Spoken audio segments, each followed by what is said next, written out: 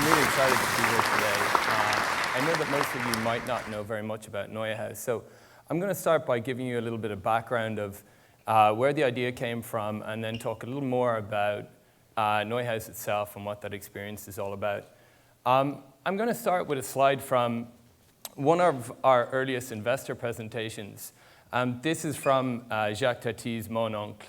It's a classic French satire from 1958, and it depicted a futuristic work life with shiny cubicles and some archaic ideas wrapped around work, which included the concept of a dedicated company man and one person working for the same company for an entire lifetime, a misogynistic work life, business world dominated by men, a hierarchical system within which mid-level managers jones to break free of the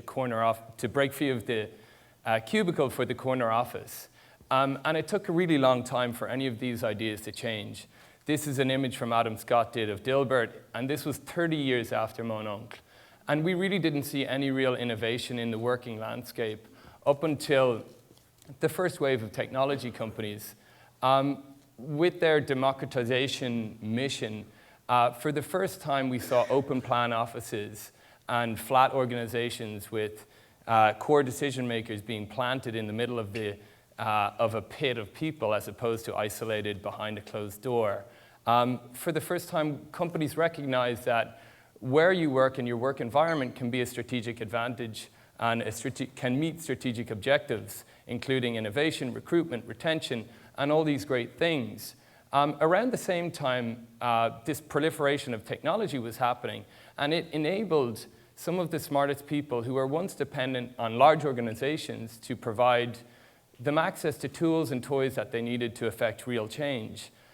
With technology being so available, people didn't have to rely on companies as they once did. Small companies are now doing much more with far less. And at the same time, I've got some friends, I love this graphic, and I have to give credit to my friends that live in the gray. But their mission is to encourage kids coming out of college and organizations to think more holistically about work. That this idea of a compartmentalized life where you work from 9 to 5 and you live afterwards is just an archaic thing. That traditional 9 to 5 doesn't exist anymore.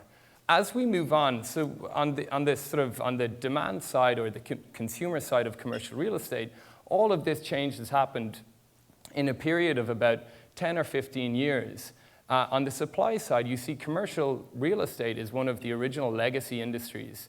And it's very slow to change because the value of this building, as most commercial buildings, is driven off long-term grade A tenants, as it always has been. And that dictates that small companies have to sign and commit to lease commitments, which are capital-intensive, time-consuming, and they're rigid. It's for a 5 or 10-year period, and small companies just don't think like that anymore. So what we've seen in the last 5 years, maybe 3 years, is an explosion of these people providing real estate as a service, an intermediary between commercial real estate and between the consumer. And this is where we at NeueHouse reluctantly find ourselves in this category of shared workspace. For the longest time, this category of workspace, co-working, alternative workspaces, they've been this default scenario. I don't know where I'm going to be next year, so I can't commit to a lease. I don't have operating history, so I can't take a traditional lease. There's uncertainty on the horizon. I don't want to commit to a long-term lease. So because they've been this default scenario for people in compromised situations, the product hasn't reflected the innovation that's happened in the world around work. And for the first time, we've looked at this and we said, what could we do if we weren't restricted to traditional wisdom wrapped around real estate, and if we weren't restricted to what everybody else has done in this category? So we asked, what could we do to create a preferred solution, a preferred option to traditional real estate, not for people in a compromised situation? And specifically, we're targeting established companies in creative industries, working globally, and super ambitious. As much as they're working in New York, they're working in London, they have deals in LA, and they're very mobile.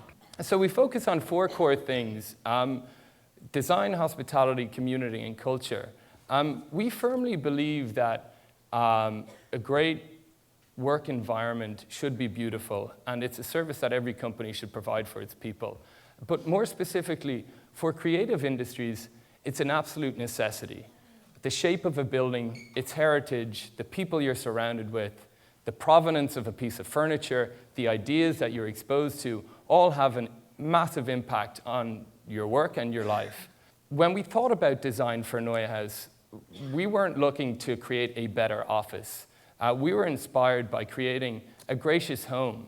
People who call NeueHouse home are surrounded, immersed in our environment 10 hours a day, 5 days a week. It needs to be comfortable. It needs to be warm and inviting. We're very intentionally designed for leading, ambitious women.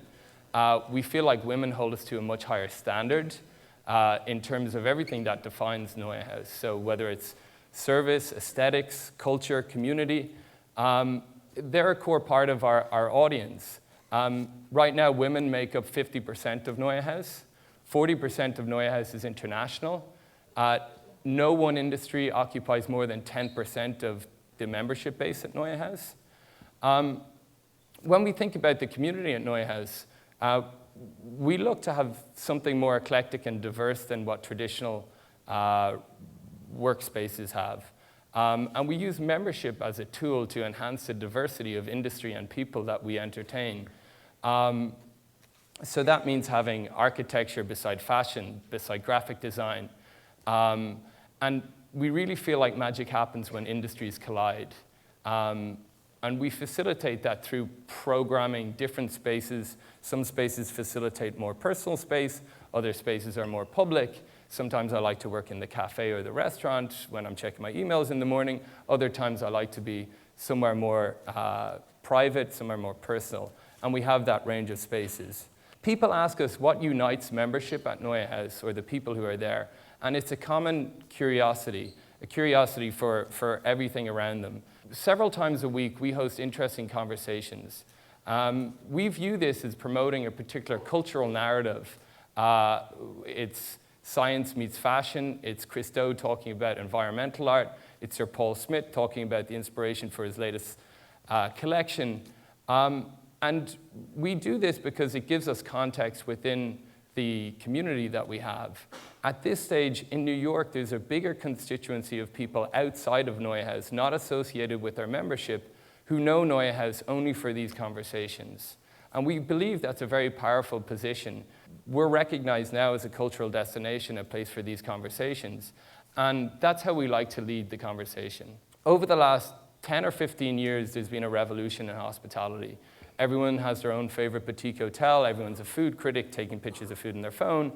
But we haven't really seen the lens of great hospitality being applied into the workplace. And this is where you're spending a significant portion of your time.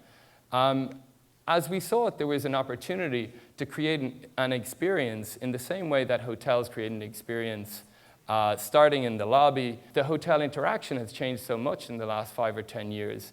Historically, it's been a conversation about the bedroom and the intricacies around that. Now it's about the retail environment, the food and beverage, the lobby experience, the service, down to the coffee. And that's very much how we see what we do on a daily basis. We provide this experience which is wrapped around the workday.